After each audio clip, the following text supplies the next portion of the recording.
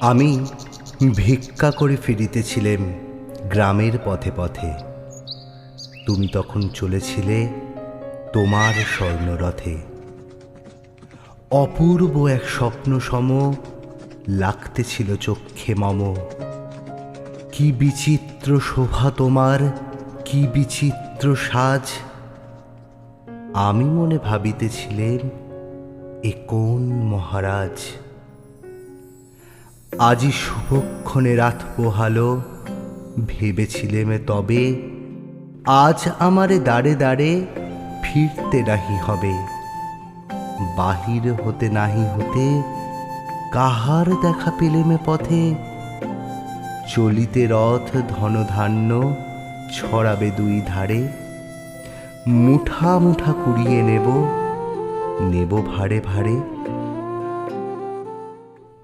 দেখি সহসা রথ থেমে গেল আমার কাছে এসে। আমার মুখ পানে চেয়ে নামলে তুমি হেসে। দেখি মুখের প্রসন্নতা জুড়িয়ে গেল সকল ব্যথা। হেন কালে কিসেরে লাগি তুমি আকস্মাৎ আমায় কিছু দাও গো বলে বাড়িয়ে দিলে হাত। মরি, এ কি কথা রাজাদিরাজ, আমায় দাও গো কিছু। শুনে ক্ষণকালের তরে রইনু মাথা নিচু।